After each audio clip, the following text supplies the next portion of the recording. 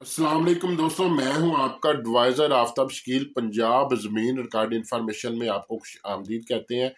दोस्तों के कमेंट्स आ रहे थे कि सर हमें जो है ना वो कोई कंडीशंस लगाकर, कोई शराइत लगाकर जो है ना वो विरासत से महरूम किया जा रहा है, हमें विरासत में से हिस्सा नहीं दिया जा रहा। आप हमारी रहनुमाई फरमाएं, क्या हमें विरासत में से हिस्सा जाएगा या नहीं। एक दोस्त ने कमेंट्स किया कि सर मेरा भाई जो है ना वो लापता है, तो उसके मतलब बताएं, क्या उसको हम विरासत में से हिस्सा देंगे या नहीं।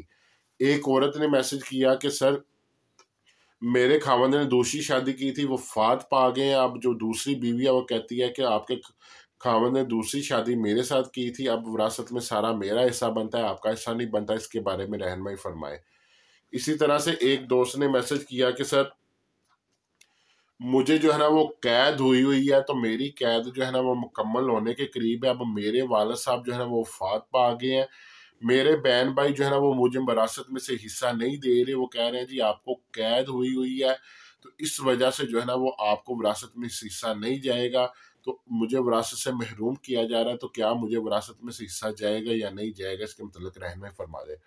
वीडियो की तरफ जाने से पहले अगर आप लोग को ज़मीनी मामलात में कोई भी किसी किस्म का मसला है, नीचे कमेंट्स करें, तो मैं इंशाल्लाह एक पूरी वीडियो बनाकर आपकी रहनुमाई करूंगा, आपका मसला हल करूंगा। उससे पहले मेरे चैनल को सब्सक्राइब करें, साथ बेल आइकन पर क्लिक करें, ताकि मुझे पता चले आप मेरे मैच्योर सब्सक्राइबर हैं, मैं जल्द से जल्द वीडियो बनाकर आपका मसला हल कर सकूँ।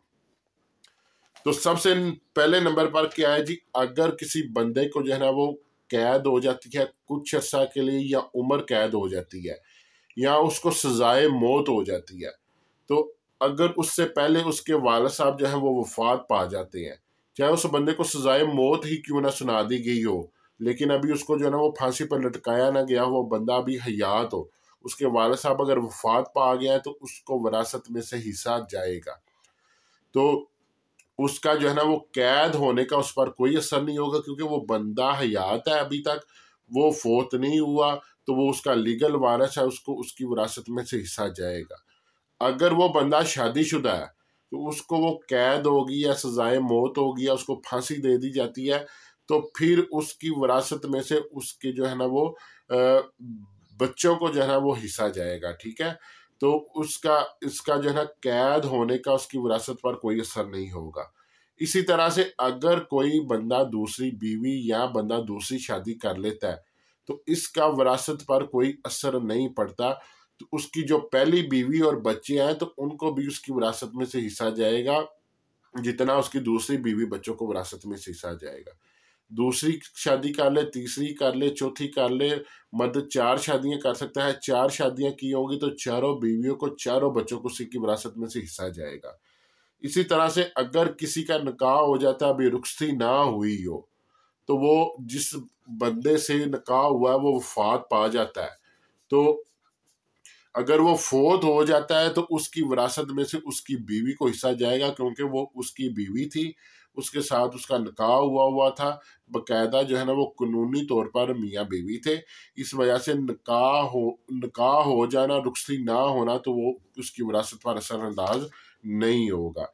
इसी तरह से अगर किसी बच्चे को कोई वालिदैन जो है वो आँख कर देते हैं, तो आँख करने से उसका जो है ना वो हिस्सा विरासत में से खत्म नहीं होता। अगर कानून जो कहता है, कानून ये कहता है कि अगर किसी बच्चे को आपने कानूनी तौर पर आग कर दिया, तो उसको विरासत में हिस्सा नहीं जाएगा। लेकिन शरीयत ये कहती है कि आप किसी भी बच्चे को उसकी विरासत से आग कर ही नहीं सकते। अगर किसी ने आग कर दिया तो शरई तौर पर उसका विरासत में से हिस्सा बनता है। कानूनी तौर पर अगर आग कर दिया तो उसका वो हिस्सा नहीं बनता। हाँ, अगर किसी बंदे ने अपने बेटे को ज़ुबानी कलामी कह दिया या बेटी को ज़ुबानी कलामी कह दिया कि मैं तुम्हें जायदाद से आग करता हूँ, तो उसका कोई रिटन एविडेंस नहीं है, उसकी कोई लीगल वैल्यू नहीं है, उसका कोई कानूनी डॉक्यूमेंट नहीं है, तो अगर वो बाद में फोत हो जाता है, तो फिर उसको विरासत से महरूम नहीं किया जा सकता। फिर उसका विरासत में पूरा पूरा हक बनता है, क्योंकि वो ज़ुबानी कलामी कहा गया था, उसका कोई रिटन लीगल एविडेंस नहीं है उसका। इसी तरह से अगर कोई बंदा लापता हो जाता है, तो वो लापता होने की वजह से उसको विरासत से महरूम नहीं किया जा सकता। हो सकता है कि वो बंदा अपनी मर्जी से कोई लड़ाई झगड़े की वजह से किसी दूसरे शहर में शिफ्ट हो गया हो, वो अभी वालिदैन के साथ ताल्लुक़ कायम ना करना चाहता हो, ना मिलना चाहता हो, या कोई बच्चा इस तरह से कि घर से भाग जाता है कि जब मैं सेटल होऊंगा मैं तब वापस आ जाऊंगा, या कोई बंदा सचमुच लापता हो जाता है लेकिन उसकी अभी मरने की खबर नहीं आती, ठीक है, आपको जो है ना वो उसकी डेड बॉडी नहीं मिलती कि ये बंदा वफात पा गया, तो उसको उसकी विरासत में से हिस्सा बिल्कुल जाएगा।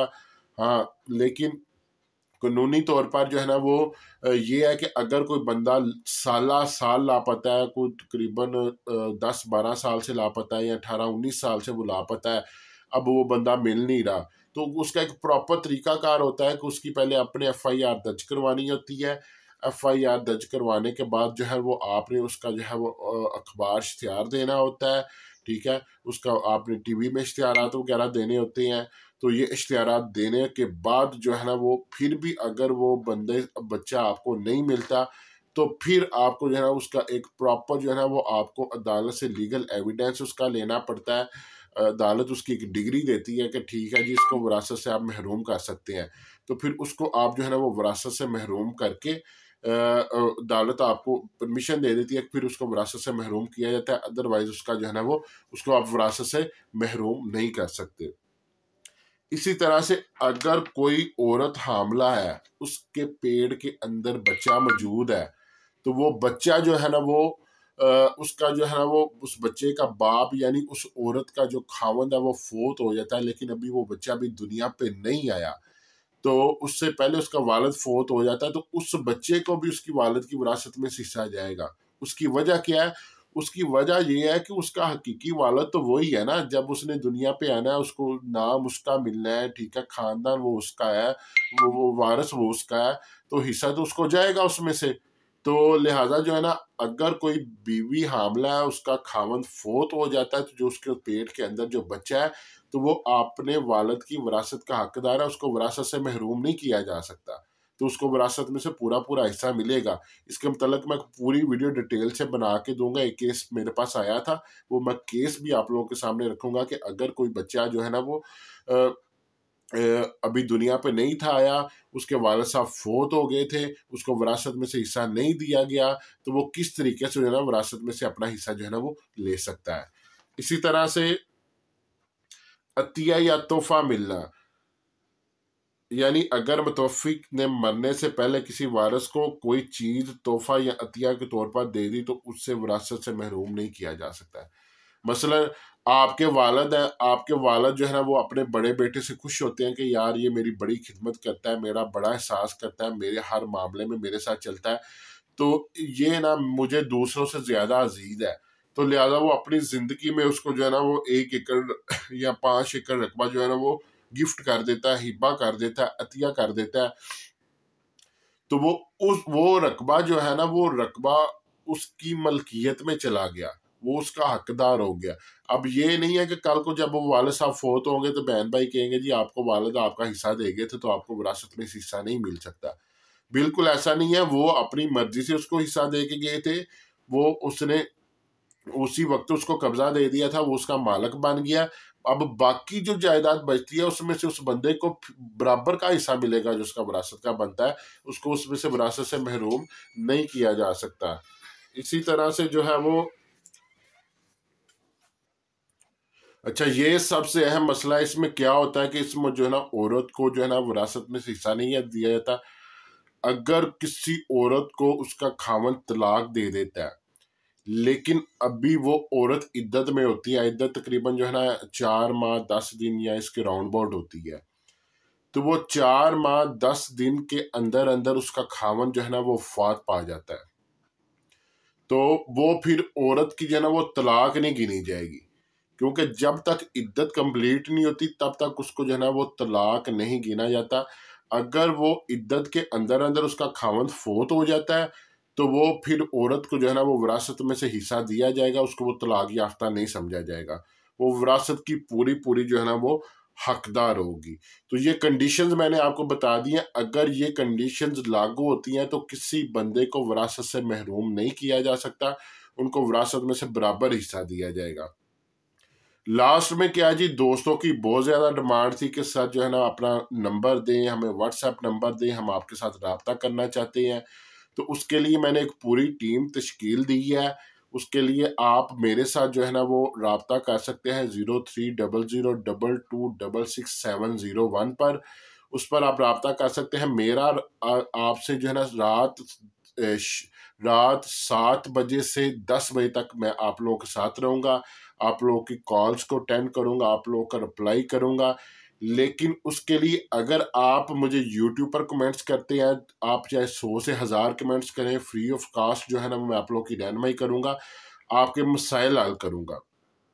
लेकिन व्हाट्सएप और फ़ोन के लिए मैंने एक टीम तश्कील दी है, मैंने जो है ना वो सैलरी पर बंदे रखे हैं। तो अगर आप मेरे साथ जो है ना वो टेलीफोन पर लाइव आना चाहते हैं, व्हाट्सएप पर लाइव आना चाहते हैं, उसके लिए आप लोगों को अपॉइंटमेंट लेनी पड़ेगी। वो ये जो नंबर मैंने आपको बताया है, इस पर आप अपॉइंटमेंट ले सकेंगे 7 बजे से पहले पहले। 7 बजे से पहले पहले अपॉइंटमेंट ले लेंगे। मेरा असिस्टेंट आपको टाइम दे देगा कि आप जो है ना इतने बजे रब्ता करेंगे। फिर आप 7 बजे के बाद उतने बजे आप मेरे साथ रब्ता करके अपना मसला बताकर जो है ना वो अपना मसला हल करवा सकते हैं।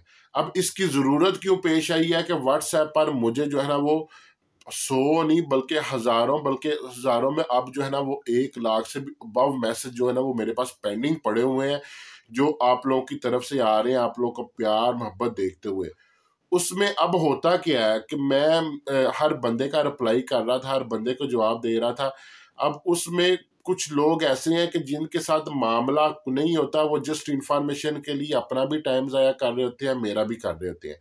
उसमें क्या होता है कि जो हकदार होते हैं ना, उनका जो है ना वो नुकसान हो रहा होता है, उनका मसला हल नहीं हो रहा होता। तो अब इसकी मैंने एक बिल्कुल मकबूल सी फीस रखी हुई है, जो हर बंदे की पहुंच में वो इजीली पे करके चाहे मेरे साथ 10 बार रब्ता कर सकता है। तो वो फीस रखने की वजह यही है कि जो बंदा परेशानी में है, जो बंदा हकदार है, वो फी पे करे। दस वो अपॉइंटमेंट पे टाइम लेके जो है ना वो मेरे साथ जो है ना वो अपना मसला हल करवाए, ताकि जो लोग फजूल वाले हैं ना, जिस बंदे को फजूल इंफॉर्मेशन चाहिए, वो कभी भी अपॉइंटमेंट लेकर जो है ना वो मेरे साथ रब्ता नहीं करेगा। इसलिए हकदार को उसका हक भी मिल जाएगा, मुझे भी पता चल जाएगा कि ज़्यादा ज़रूरतमंद बंदा कौन है। इन्फॉर्मेशन लेने वाले बंदों के लिए मेरा मैसेज ये है कि आप यूट्यूब पे कमेंट्स करें। मैं यूट्यूब पे मेरी कोशिश होती है कि मैं 24 घंटे के अंदर अंदर जो है ना वो मैं रिप्लाई कर दूं, तो वहाँ पे मैं रिप्लाई करता जाऊंगा। जिस बंदे ने फी पे करके अपॉइंटमेंट लेकर नहीं रब्ता करना, यूट्यूब पे कमेंट्स करे, फ्री ऑफ कॉस्ट में कर रहा हूँ। उसमें मैं किसी बंदे से कोई चार्ज नहीं ले रहा, क्योंकि यूट्यूब पर जितना भी खर्चा आ रहा है मेरी टीम का, वो मैं अपने पास से पे कर रहा हूँ। लेकिन ये अपॉइंटमेंट सिस्टम के लिए मुझे ज़्यादा से टाइम निकालना पड़ेगा, इसलिए मुझे बंदा, ज़ाहिर बात है मैं अकेला बंदा इस चीज़ को मैनेज नहीं कर सकता। तो जो मेरी टीम है उनको मैंने सैलरीज भी पे करनी है, उसमें मेरा ये बेनिफिट होगा कि चलो उनकी सैलरीज भी निकलती रहेंगी, आप लोगों के मसले भी हल होते रहेंगे। तो इंशाल्लाह मिलते हैं अगली वीडियो में। अपना ख्याल रखिएगा। फ़ी अमान अल्लाह।